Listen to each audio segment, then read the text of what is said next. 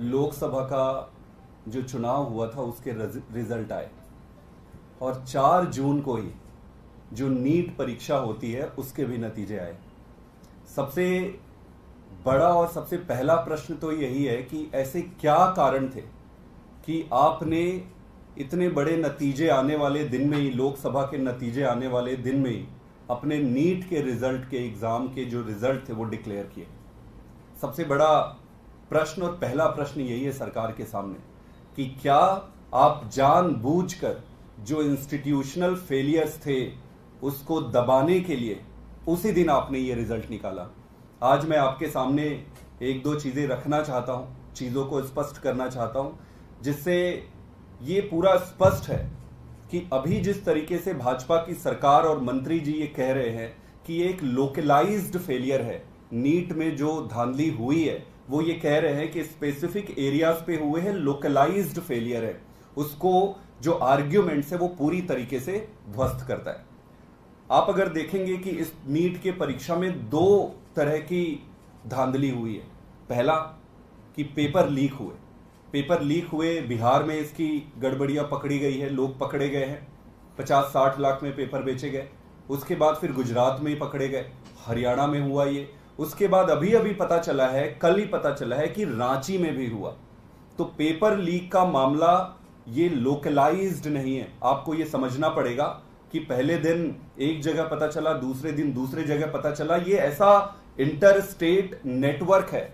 अभी तक जहां जहां पता चला है वहीं की जो इनका राज है वो ओपन हुआ है। आने वाले समय में आप देखेंगे कि इनका नेटवर्क बहुत बड़ा है। तो ये लोकलाइज्ड फेलियर नहीं है, नंबर 1। नंबर 2, जो दूसरा बड़ा प्रॉब्लम इस पे था वो था मार्किंग का। 1 मिनट के लिए जो पेपर लीक हुए हैं उसको अगर आप सेट असाइड भी कर दो कि चलो पेपर लीक हो गए, उसको सेट असाइड कर दो, जो मार्किंग में गड़बड़ियां हुई है, मार्किंग में कई सारी जो गड़बड़ियां हुई है, जैसे कि 67 लोग पहले रैंक में आए, 60 बच्चे एक ही सेंटर से हैं जो पहले में आए हैं, 718 719 मार्क्स मिले हैं जो कि स्टैटिस्टिकली पॉसिबल नहीं है। इस पे ग्रेस मार्किंग जो दिए गए हैं वो किस बेसिस पे दिए गए वो नहीं है। मार्किंग में जो गड़बड़ियां हैं वो मंत्री जी के आर्ग्यूमेंट को ध्वस्त करती है। अगर ये लोकलाइज्ड फेलियर होता तो चलो 1-2 स्टेट में, पूरे सिस्टम में 1-2 ब्लैक शिप थे जिन्होंने पेपर लीक कर दिया और बेच दिया, ये मान सकते थे। लेकिन जब आपके मार्किंग में इतनी धांधली और इतनी गड़बड़ियां सामने आई हैं तो पेपर लीक का मामला तो बड़ा छोटा और अदना सा दिखता है। जो इंस्टीट्यूशनल फ्रॉड है, इंस्टीट्यूशनल फ्रॉड और इंस्टीट्यूशनल धांधली, वो मार्किंग में, ग्रेस मार्किंग में, ये सारी चीजों में बड़ी स्पष्टता से सामने आती है। शुरू में मंत्री जी ने कहा कि ये मोटिवेटेड मैटर है, कुछ लोग जानबूझ के राजनीति कर रहे हैं पहले दिन। दूसरे दिन जब चीजें सामने आती गई तो वो कहने लगे कि अरे भाई ये 1-2 जगह पे ही हुआ है। वो आर्ग्यूमेंट ध्वस्त हो गया क्योंकि हर अगले दिन नए जगह से वो निकलते आ रहे हैं। उनसे ये पूछा गया कि भाई आप कैंसिल क्यों नहीं कर देते परीक्षा को, इतना क्यों अपने छाती पे लेके बैठे हो कि कैंसिल नहीं करूंगा। वो आर्ग्यूमेंट दे रहे हैं कि भाई कुछ लोग जो पास हुए हैं उनके साथ गड़बड़ हो जाएगा। तो शायद मंत्री जी को यह मालूम नहीं है कि यह पूरा परीक्षा होता कैसे। जब यह परीक्षा होता है इसमें परसेंटाइल निकलता है और फिर रैंकिंग बनती है। अगर परसेंटाइल में 2 या 3 परसेंटाइल का भी अंतर आ गया तो पूरे का पूरा रैंकिंग और कट ऑफ जो है वो पूरा शिफ्ट हो जाता है। और जब कट ऑफ थोड़ा सा भी शिफ्ट होता है तो हजारों बच्चों के नीचे वाले बच्चे ऊपर जा सकते हैं, ऊपर वाले बच्चे नीचे आ जाते हैं। तो कट ऑफ में जो चेंज हुए उसमें जनरल कैटेगरी के सारे बच्चे, उसमें ओबीसी के बच्चे, उसमें एससी, सारे जो रिजर्व्ड कैटेगरी के बच्चे और जो जनरल कैटेगरी, सबके कट ऑफ चेंज हो गए क्योंकि आपने स्पेसिफिक एरियाज में पेपर को बेच के पेपर को अटेम्प्ट करने वाले बच्चों और वो नंबर्स को इंक्रीज कर दिया तो कट ऑफ चेंज हो गया। तो जब आप कट ऑफ में ऑल्टरेशन करते हैं ऐसे एग्जाम्स में तो हजारों लाखों लोग डायरेक्टली प्रभावित होते हैं। तो ये कहना कि इसको कैंसिल नहीं करना चाहिए क्योंकि जो पास हुए, भाई जो पास हुए वो तो हो गए, लेकिन उनका क्या जो इस कट ऑफ चेंज के कारण हजारों लोग जो पास नहीं हो पाए, उनका क्या जो गलत तरीके से इसमें पास हो गए। तो मैं आज आपके माध्यम से यही रखना चाहता हूं कि ये इंस्टीट्यूशनल फ्रॉड और धांधली है, पेपर लीक का मामला एक एसोसिएटेड मैटर है जिस पे इन्वेस्टिगेट होना चाहिए, लेकिन पूरे का पूरा इंस्टीट्यूशन ही एनटीए जो है वो फेल्ड है और सीधे सीधे मंत्री जी और प्रधानमंत्री इसके लिए जिम्मेदार है। 2-3 चीजें और है। आप अगर देखेंगे कि यूजीसी और नेट की भी परीक्षा हुई थी, जिस दिन परीक्षा हुई उसके अगले ही दिन इसको कैंसिल कर दिया गया, इसको स्क्रैप कर दिया गया। क्यों? क्योंकि ये परीक्षा भी लीक हो गई थी। आपने एक परीक्षा लीक का मैटर आया, दूसरे परीक्षा में आपने स्क्रैप कर दिया क्योंकि लीक हो गया। एक के बाद एक के बाद एक के बाद एक के बाद जब पेपर लीक होने के मैटर सामने आ रहे हैं, ये क्या दर्शाता है? ये one of stand alone matter नहीं है, ये पूरे का पूरा सिस्टेमिक फेलियर और सिस्टेमिक फ्रॉड है। इसको भी आप छोड़ दो 2 मिनट के लिए। उत्तर प्रदेश में कांस्टेबल भर्ती की परीक्षा हुई थी फरवरी 18 और फरवरी 19 में। इसमें भी पेपर लीक हो गई। कांस्टेबल की भर्ती में परीक्षा कराने के लिए गुजरात की एक कंपनी है एज्यूटेस्ट प्राइवेट लिमिटेड, उसको जिम्मेदारी दी गई थी। आप बताओ कि पूरे सरकार का इतना बड़ा तंत्र क्या खाली कुछ नहीं है कि आप एक प्राइवेट कंपनी को परीक्षा करवाने के लिए दे रहे? वो परीक्षा में धांधली हुई और उसका जो मालिक था विदेश भाग गया, अमेरिका चला गया। भाई मोदी जी, आपने उसे क्यों भागने दिया? आज तक आपका यह रिकॉर्ड रहा है, जो भी फ्रॉड करता है आप उसको हाथ पकड़ के भगा देते हो। और योगी जी, आप बुलडोजर चलाने के लिए अपनी ख्याति प्राप्त करते हो। आप बुलडोजर लेकर गए गुजरात के उस कंपनी के पास, आप बुलडोजर लेकर गए उस आदमी के घर में जो आपके बच्चे के भविष्य के साथ खिलवाड़। आपका बुलडोजर क्या पेट्रोल खत्म हो गया? दिक्कत क्या आ गई आपके बुलडोजर में? गरीब असहाय निरीह आदमी के घर बुलडोजर लेके पहुंच जाते हो। आपको एक आंकड़ा मैं देना चाहता हूं।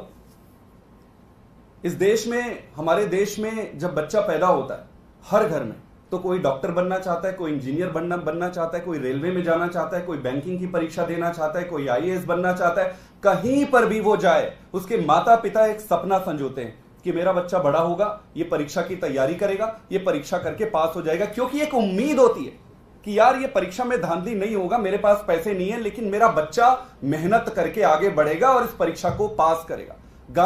मैं गांव से हूं, मुझे मालूम है कैसे होती है ये परीक्षा की तैयारी। गांव के बच्चे जब शहर में आते हैं परीक्षा देने के लिए, तो उसके मां बाप अपने गांव में क्या क्या गिरवी नहीं रख देते हैं। अपनी सारी संपत्ति गिरवी रख के बच्चे को शहर में किराया लेते हैं, कमरा लेते हैं, दोनों टाइम दाल चावल खा के आधे पेट रह के बच्चा सालों दर साल पढ़ाई करता है, तब जाके एक परीक्षा पास होता है। इनको मालूम क्या है? नीट में 24 लाख बच्चे बैठे थे, जेई में बैठते हैं 14.5 लाख, यूजीसी नेट में 9 लाख, यूपीएससी में 15-16 लाख, कैट में 3 लाख, एसएससी में 13 लाख, क्लर्क परीक्षा में 30-40 लाख, बैंक पीयू में 25 लाख, रेलवे में लाखों बच्चे बैठ रहे।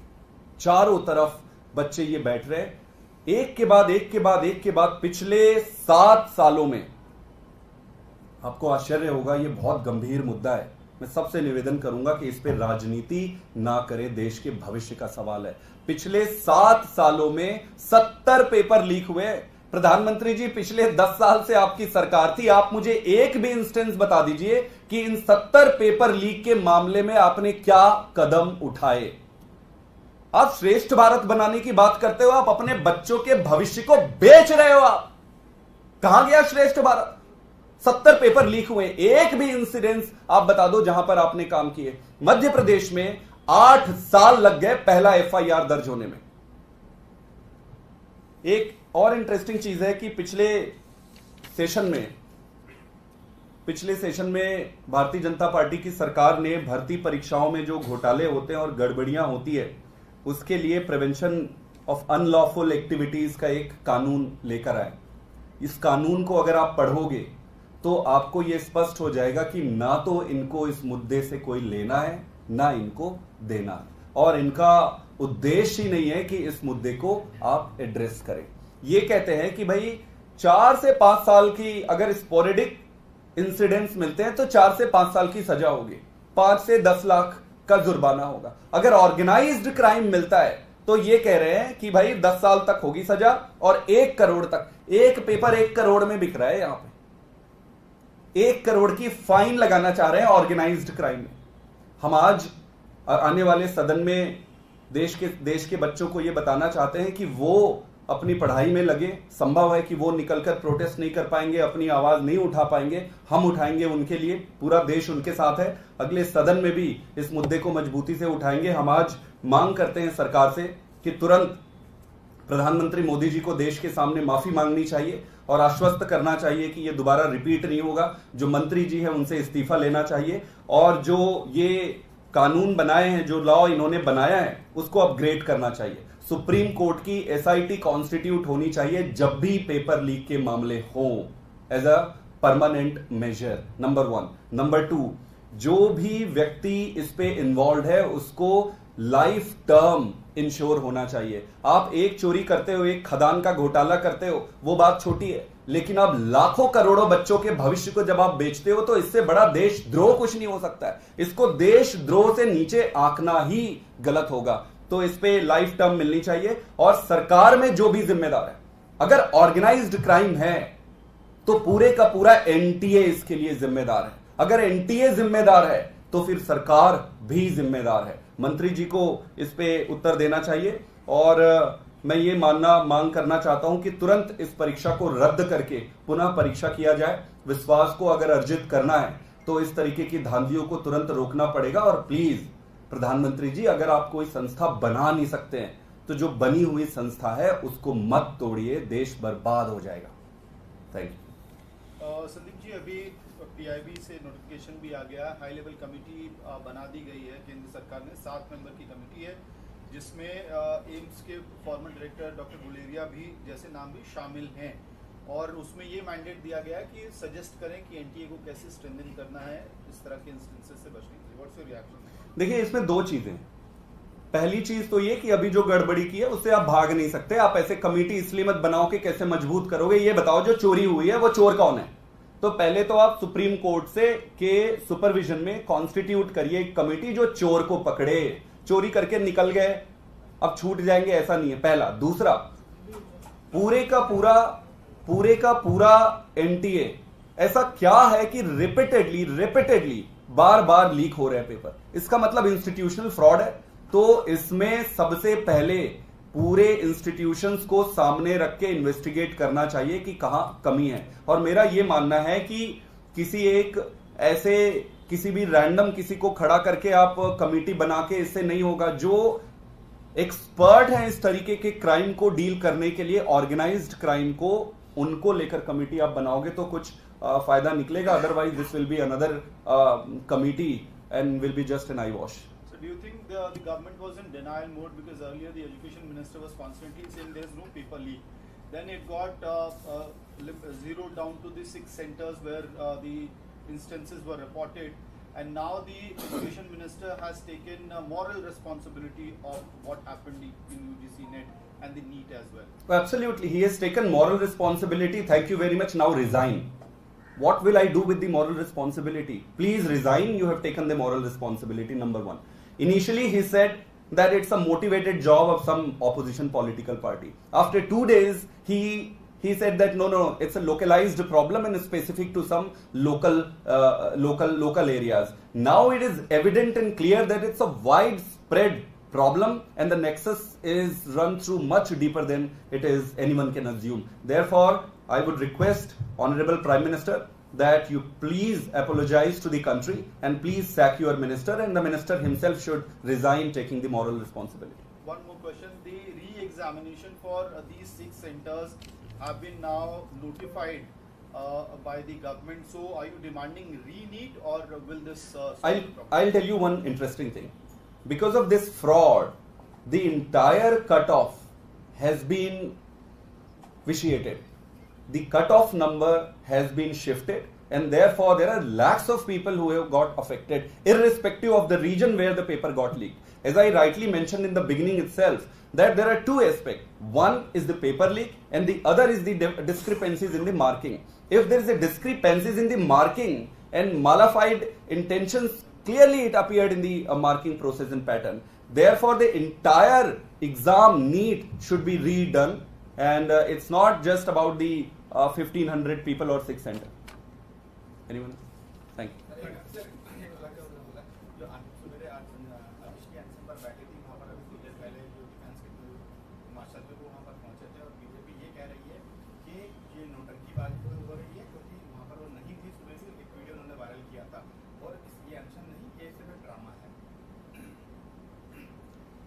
मैं ये समझना चाहता हूं कि आपकी जनता अगर पानी के लिए त्राही त्राही की सिचुएशन पे आ जाए, आपने सारे कुछ जो आपके अधिकार क्षेत्र में आपने कर लिया, आपने बीजेपी से भी हाथ जोड़ लिए, सरकार से हाथ जोड़ लिए, एलजी के पास चले गए, हरियाणा से भी रिक्वेस्ट कर दिया, सब कुछ कर लिया, और फिर भी अगर आपके अधिकार का पानी आपको अगर ना मिले, तो एक संवेदनशील सरकार होने के नाते आपके पास जो भी औजार और अस्त्र उपलब्ध है, आप उनका उपयोग करोगे।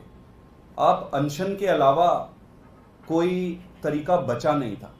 मेरा यह मानना है, दो चीजें हैं इस मुद्दे पर। सबसे पहला तो अधिकार का मामला है।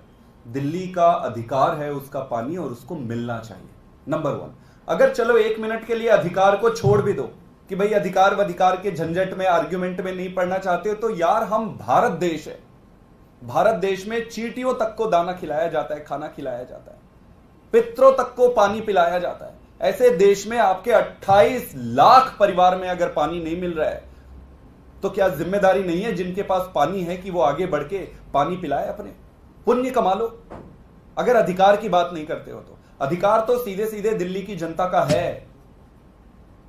इसमें ड्रामा और नौटंकी अगर इनको लग रही है, तो वो जनता देख रही है कि ड्रामा और नौटंकी राजनीति बनाने के लिए कौन कर रहा है, और उनको जवाब देगी जनता।